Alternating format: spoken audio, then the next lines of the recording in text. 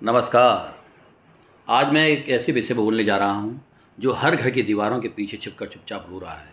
माता पिता का अपमान। आज हम शिक्षा में आगे बढ़ रहे हैं, तकनीकी में तेज हो रहे हैं, लेकिन संस्कारों में हम पीछे हो रहे हैं। कभी सोचा है कि हम छोटी छोटी बातों पर गुस्सा क्यों हो जाते हैं? क्या हमें माँ बाप की सलाह बर्दाश्त नहीं होती?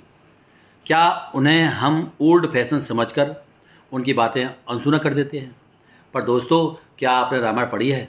क्या आपने श्री राम के चरित्र को जाना है? जब राम को बिना किसी गलती के 14 वर्ष का वनवास मिला, तब उन्होंने क्या किया? ना तो उन्होंने विरोध किया, ना तर्क किया, ना आरोप लगाया। उन्होंने सिर्फ सिर झुका के कहा, हाँ कहा। क्यों? क्योंकि उनके पिता का आदेश ही ईश्वर की आज्ञा थी। आज के बच्चे मोबाइल मांगते हैं और अगर ना मिले तो कहते हैं आपको मेरी फिक्र ही नहीं है। और वही श्री राम जिन्होंने महल छोड़ा, तखत छोड़ा, सुख छोड़ा, पर माता पिता का सम्मान नहीं छोड़ा। क्या हम सच में इतने पढ़े लिखे हैं कि अगर हमें उनके संस्कार ही ना आए? रामायण हमें सिखाती है कि माता पिता की बातों में तर्क नहीं, अनुभव होता है। उनका डांटना, उनका गुस्सा होना, ये तो सुरक्षा देती है हमको। उनका मौन भी एक संदेश है। बस सुनना हमें सीखना है। जिस घर में माँ बाप का सम्मान नहीं, वहाँ लक्ष्मी वास नहीं करती है। आज समय है कि हम ये फैसला लें कि हम सिर्फ डिग्रीधारी नहीं, संस्कारी भी बनेंगे। हम अपने माता पिता को जवाब नहीं देंगे, धन्यवाद देंगे। जिन हाथों ने हमें चलना सिखाया, आज उन्हें और उन्हीं हाथों को छोड़ देना, इससे बड़ा पाप क्या होगा? आज का युवा बहुत तेज है, ये बात हम जानते हैं। हर जानकारी बस एक क्लिक पर है। हम हर सपना चुटकियों में देख सकते हैं, लेकिन क्या हम उतने ही समझदार हैं? आज की सबसे बड़ी विडंबना यह है कि जिस घर में माँ बाप ने तिनका तिनका जोड़कर अब सपनों का घर बनाया, आज उसी घर में उन्हें बेगाना बना दिया। छोटी छोटी बातों पर गुस्सा आ जाती है। माँ बाप की बातें ना समझी लगती हैं, पिता की सलाह परेशानी बन जाती है। लेकिन क्या कभी सोचा है, अगर राम भी ऐसा सोचते तो क्या होता? क्या राम ने कहा था कि ये वनवास मेरा नहीं है? क्या उन्होंने कहा था कि पिताजी की मजबूरी है, मेरी मजबूरी नहीं है, मैं वनवास नहीं जाऊंगा? सच्चाई तो ये है कि राम जी ने मुस्कुराते हुए और झुके और चल दिए। क्यों?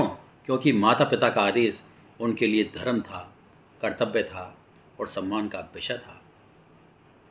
आज हम थोड़ा डांटने पर घर छोड़ने को तैयार हो जाते हैं, थोड़ा रोकने पर कहते हैं आप मेरी आज़ादी को छीन रहे हो, मेरी हर बात पर टोकते हो, मेरी ज़िंदगी हराम करके रख दी है। बेटा, माँ बाप आज़ादी नहीं छीनते, वो गिरने से पहले थाम लेते हैं। हर परिस्थिति में तुम्हारे साथ सीना तान के खड़े रहते हैं। तुम कहते हो आज़ादी छीन ली। अरे भाई, जहाँ दिक्कत होती है, जहाँ परेशानी होती है ना, वहाँ माता पिता तुम्हारे आगे आकर खड़े हो जाते हैं और हर परेशानी को अपने ऊपर लेने के लिए प्रयासरत रहते हैं। जो हाथ तुम्हारे सिर पर साया बने हैं, वो हाथ अगर ना हो तो ज़िंदगी बहुत सूनी और नासूर बन जाती है, सूनी सूनी लगती है। रामायण की यही पुकार है आज भी।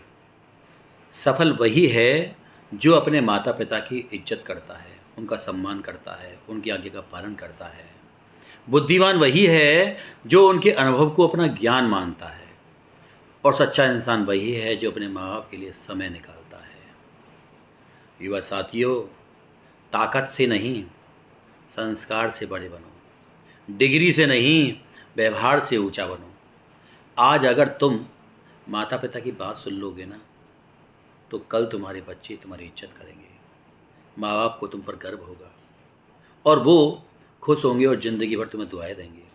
तुम्हारा भविष्य उज्जवल होने की वो कामना करेंगे। जिसने राम को पढ़ाया ना, वह माता पिता का सम्मान। एक बात सुनो, जिसने राम को पढ़ा, रामायण पढ़ी, पर माता पिता का सम्मान नहीं किया, इसका मतलब ये है कि उसने रामायण में लिखे हुए शब्दों को याद किया है, उनकी भावनाओं को, उसके भाव को नहीं समझा। आइए संकल्प लें कि हम अपने माँ बाप के चरणों में सिर रखकर उनकी बातों को बोझ ना समझकर उसको स्वीकार करेंगे और उसको आशीर्वाद समझकर पालन करेंगे, समझेंगे उनको, क्योंकि जहाँ माँ बाप का आशीर्वाद है ना, वही असली राम राज्य है। जय श्री राम।